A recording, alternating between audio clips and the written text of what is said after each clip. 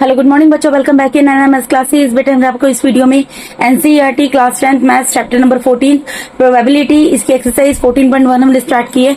इस वीडियो के अंदर क्वेश्चन नंबर 6 to 10 प्रोबेबिलिटी का मैं कंप्लीट करा दूंगी एक्सरसाइज 14.1 से। ठीक है जी, तो चलिए देखते हैं क्वेश्चन नंबर 6 में क्या बोल रहे हैं। यहाँ बोल रहे हैं bag contains lemon flavoured candies only. कोई एक बैग है, ठीक है, उसके अंदर लेमन फ्लेवर्ड कैंडीज है। कैसी कैंडीज है बेटा? लेमन फ्लेवर्ड की कैंडीज है सिर्फ। ठीक है, Malini takes out one candy without looking into the bag. अब मालिनी कोई लड़की है जो कि बैग के अंदर हाथ डालती है और एक कैंडी को निकाल लेती है बैग के अंदर बिना झांके, बिना देखे। What is the probability that she takes out an orange flavoured candy a lemon flavoured candy? बेटा देखो, ये कॉमन सेंस की बात है। जब ये पहले से ये चीज बोल रहे हैं कि एक बैग है, उसके अंदर सिर्फ किस तरीके की कैंडीज है? सिर्फ और सिर्फ लेमन फ्लेवर्ड की कैंडीज है। उसमें ऑरेंज फ्लेवर्ड की तो कोई कैंडी है ही नहीं। अब कोई उसमें बिना देखे हाथ डाले या देखकर हाथ डाले, कैंडी कौन सी बाहर निकलेगी? जो उसमें है वही निकल सकती है ना। जो उसमें है ही नहीं वो कैसे निकलेगी? तो उसके अंदर अगर यहाँ पर ऑरेंज फ्लेवर्ड कैंडी है ही नहीं तो मालिनी इसको कैसे निकालेगी? तो यानी कि ऑरेंज फ्लेवर्ड कैंडी जो है उसके होने के चांसेस कितने? वहां वो तो एकदम जीरो है। क्यों? क्योंकि वो इम्पॉसिबल इवेंट है। और लेमन फ्लेवर्ड कैंडी, इसके होने के चांसेस क्या? 1 है। क्यों? क्योंकि ये श्योर इवेंट है, सर्टेन इवेंट है। तो यही हमें लिखकर दिखाना है यहाँ पर। ठीक है, तो मैं यहाँ पर लिख देती हूँ प्रोबेबिलिटी ऑरेंज फ्लेवर्ड कैंडी के निकलने की क्या होगी बेटा?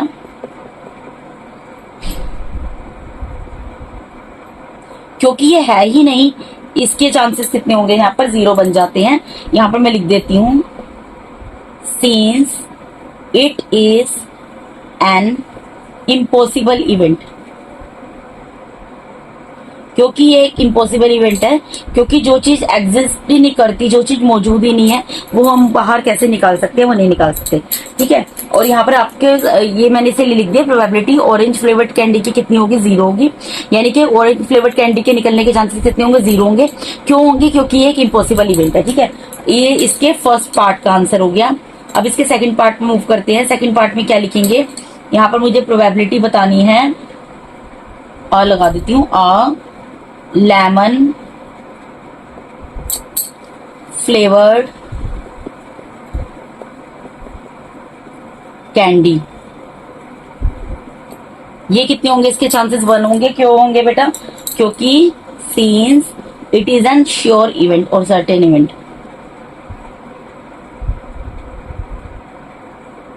क्योंकि ये तो पक्का है कि इवेंट होगा ही होगा।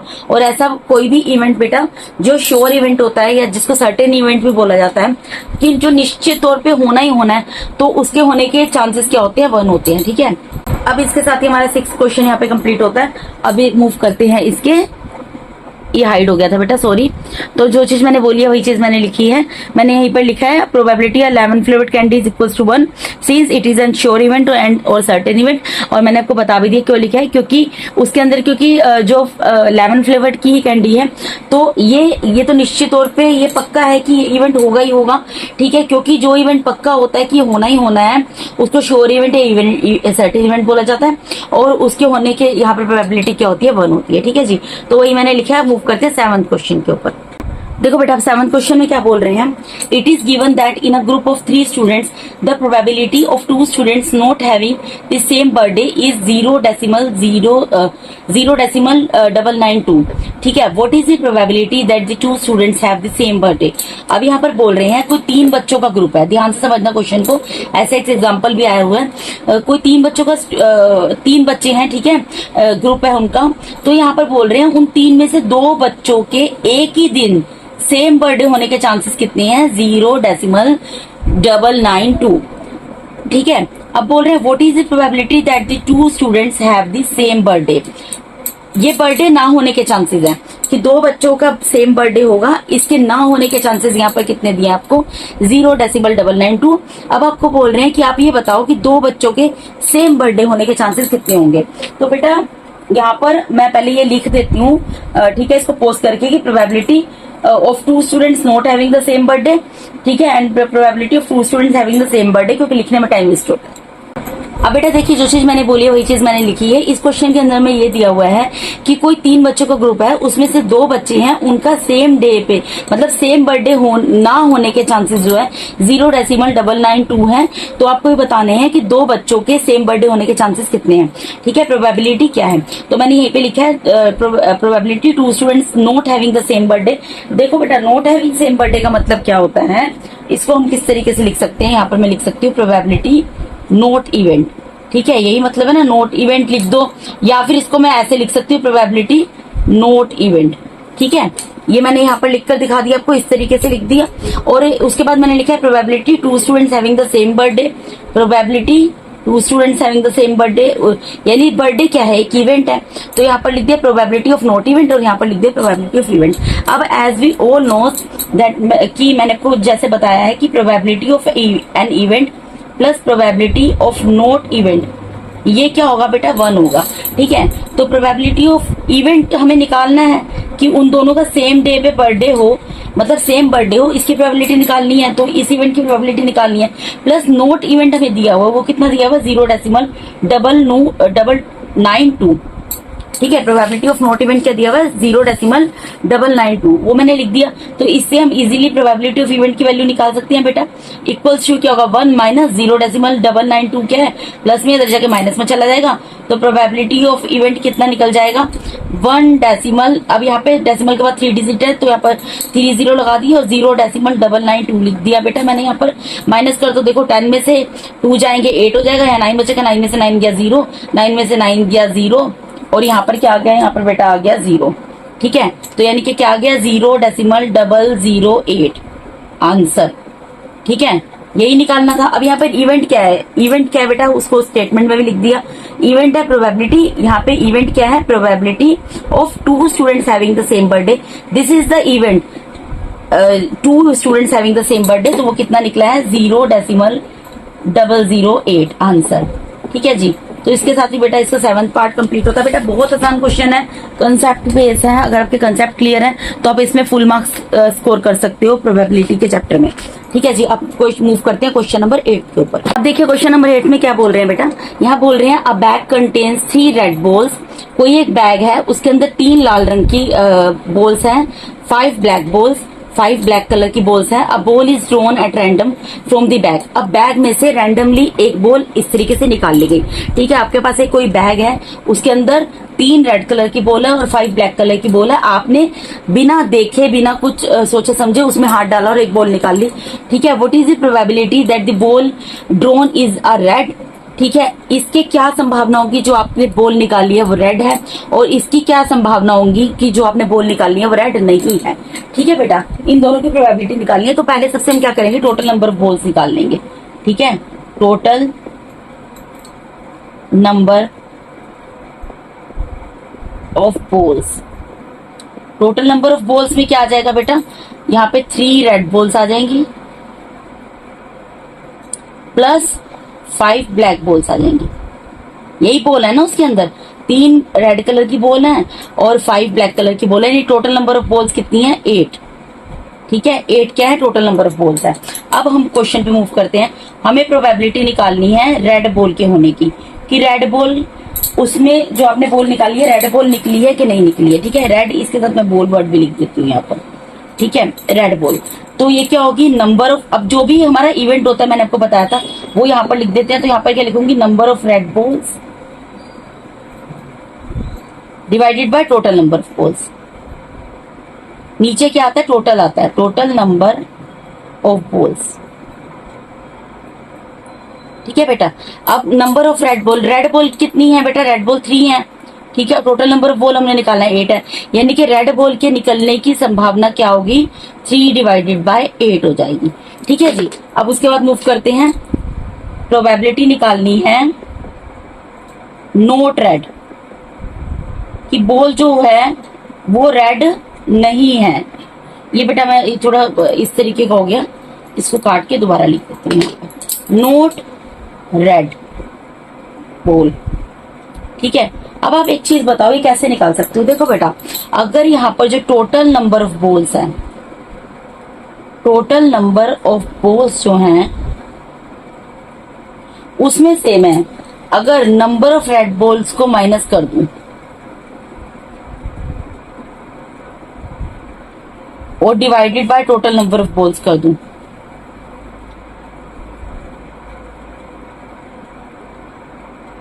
ये किससे निकल रहा है बेटा? ये इसी फॉर्मूले से निकलेगा, probability of event plus probability of not event is equals to 1।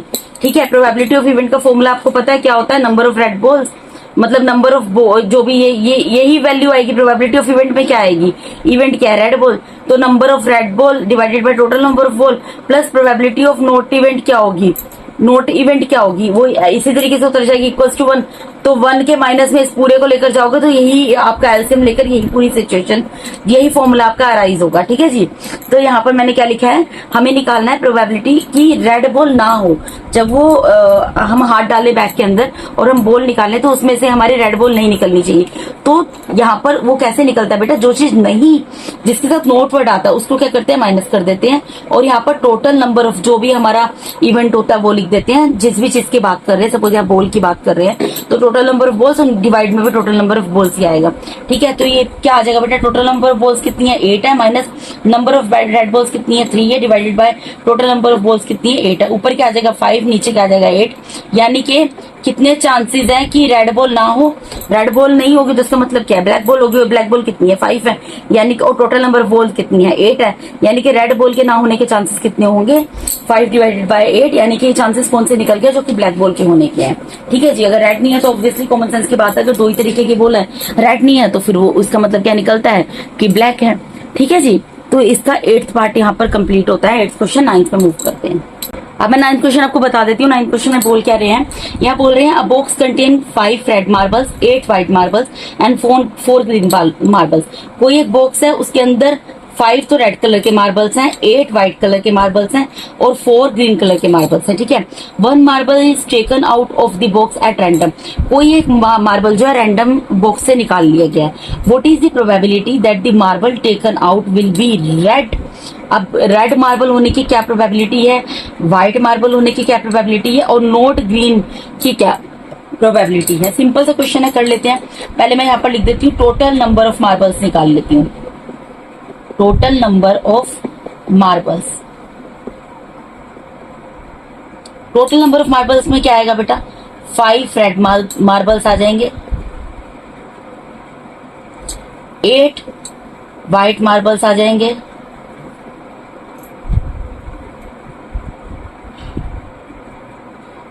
और 4 ग्रीन मार्बल्स आ जाएंगे। इसका टोटल कर लेंगे।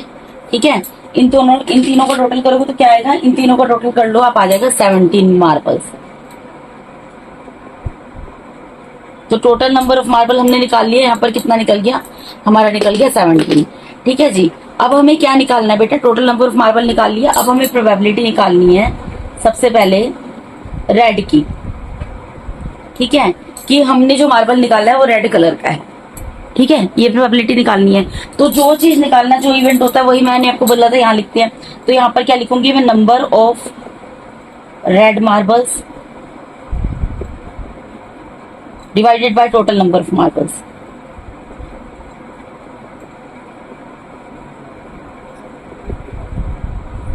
भाई जितने रेड है उसी में से निकल सकता है ना। अगर रेड मार्बल की प्रोबेबिलिटी निकाल रही हूँ तो टोटल कितने हैं? टोटल 17 है। 17 में से रेड कितने हैं?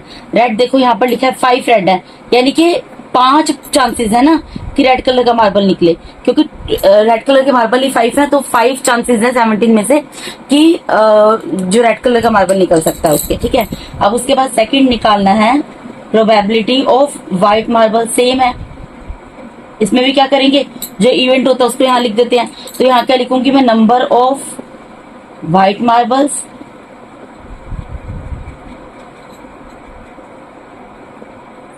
Divided by total number of marbles.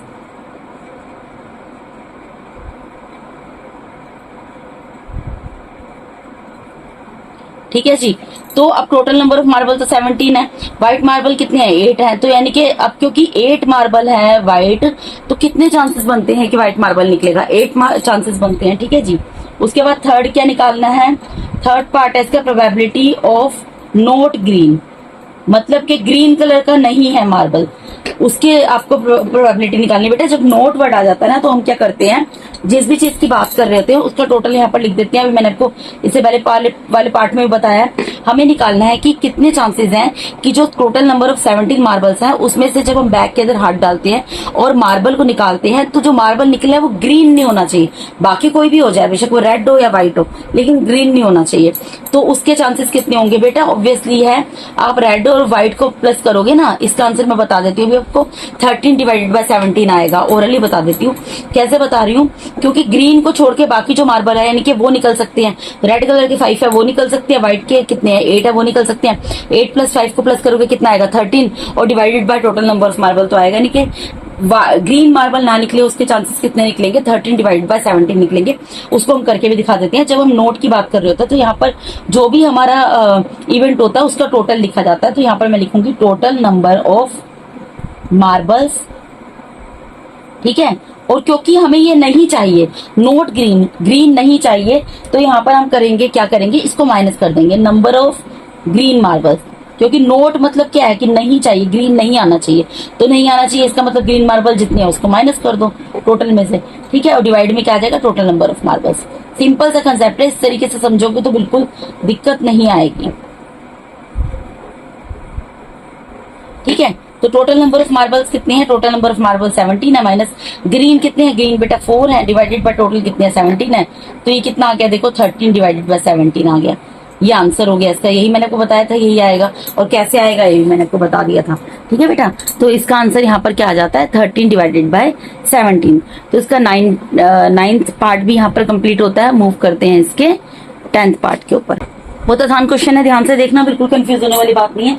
यहाँ पर क्या बोल रहे हैं, अ पिगी बैंक कंटेन्स 150 पैसा कोइंस, मतलब 100 तो 50 पैसा के कोइंस है। एक पिगी बैंक है, एक कोई गुल्लक है सपोज करो आपके पास, उसके अंदर आपके पास 150 पैसा के कोइन है, और आपके पास 51 रुपीज के कोइन है, और 20 आपके पास 2 रुपीज के कोइन है, और 10 आपके पास 5 रुपीज के कोइन है, ठीक है। अब यहाँ बोल रहे हैं if it is equally likely, अगर ये एक जैसा हो, that one of the coins will fall out when the bank is turned upside down.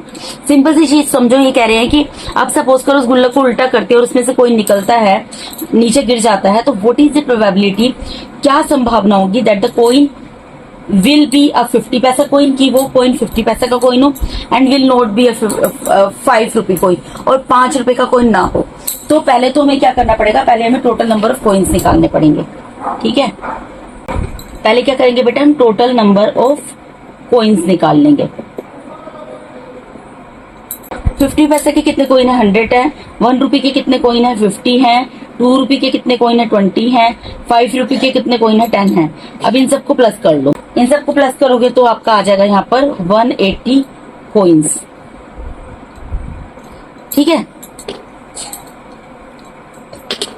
अब हमें क्या बताना है, हमें क्या बतानी है, 50 पैसा कोइन की प्रोबेबिलिटी बतानी है। तो यहाँ इवेंट लिख दिया मैंने, तो यहाँ पर क्या आएगा, यहाँ पर क्या आएगा बेटा, जो इवेंट होता है वही आता है नंबर ऑफ 50 पैसा coin divided by total number of coins.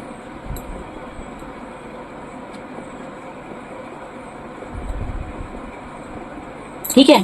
अब 50 पैसा के कोइन कितने हैं, 100 है, वो आ जाएगा, divided by total number of coin कितना 180, वो आ जाएगा। 0 से 0 कैंसिल हो जाएगा यहाँ पर, ठीक है जी, और ये भी कैंसिल हो जाएगा। 2 5 10 एंड 2 9 18, यानी कि 50 पैसे की कोइन निकलने की के गिरने की प्रोबेबिलिटी कितनी है 5 डिवाइडेड बाय 9, ठीक है। उसके बाद हमें सेकंड पार्ट इसमें क्या निकालना है, प्रोबेबिलिटी निकालनी है note be R rupee 5 coin कि 5 रुपए का कोइन ना हो वो, ठीक है। जो कोइन गिरे हैं ना, जब हमने पिगी बैंक को उल्टा कर दिया तो जो कोइन गिरे हैं उसमें 5 रुपए का कोइन नहीं गिरना चाहिए। जब मैंने बोला नोट वर्ड आता है तो आप जो भी इवेंट होता है उसका टोटल यहाँ लिख देते हो, यानी कि यहाँ पर क्या लिखोगे, टोटल नंबर ऑफ कोइंस। अब क्योंकि ये नहीं आना चाहिए, ये नहीं आना चाहिए, इसको माइनस कर दो, ठीक है। तो क्या करोगे यहाँ पर number of 5 rupee coin, rupee 5 coin, इसको क्या कर दोगे, माइनस कर दोगे, और डिवाइड में क्या आ जाएगा, टोटल नंबर ऑफ कोइंस।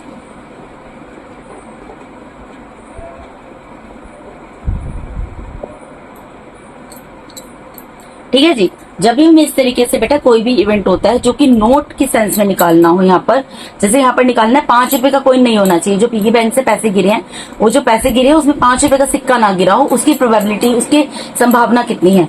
तो उस केस में यहाँ पर क्या करते हैं कि जो भी आपका इवेंट है, जैसे यहाँ पर इवेंट क्या है, कोइंस है, तो टोटल उसका लिख देते हैं माइनस यहाँ पर जो भी यहाँ जो इवेंट लिख रहे हैं वो यहाँ आ जाता है। तो टोटल नंबर ऑफ कोइंस कितनी है, यहाँ पर 180 है, ठीक है, minus number of 5 rupee coin, 5 रुपए के कोइन कितने हैं, 10 है, ठीक है, डिवाइडेड बाय 180 आ जाएगा यहाँ पर। तो 180 में से 10 को माइनस करोगे 170 आएगा, डिवाइडेड बाय 180 आएगा। यहाँ पर क्या होगा बेटा, 0 से 0 कैंसिल हो जाएगा, तो आंसर क्या आ जाएगा, 17 डिवाइडेड बाय 18 आ जाएगा। यानी कि जब हम पिगी बैंक को उल्टा करेंगे तो 5 रुपए का सिक्का उसमें से ना गिरे, उसकी संभावना कितनी है, उसके चांसेस कितने हैं, 17 डिवाइडेड बाय 18। ठीक है जी। तो इसके साथ ही यहाँ पर आपका क्वेश्चन नंबर 10 भी पूरा कंप्लीट होता है बेटा। तो इसके साथ ही यहाँ पर मैंने आपको NCERT class 10 maths chapter number 14 probability, इसकी एक्सरसाइज 14.1, इसके क्वेश्चन नंबर फ्रॉम 6 to 10 पूरे कंप्लीट करा दिए बेटा।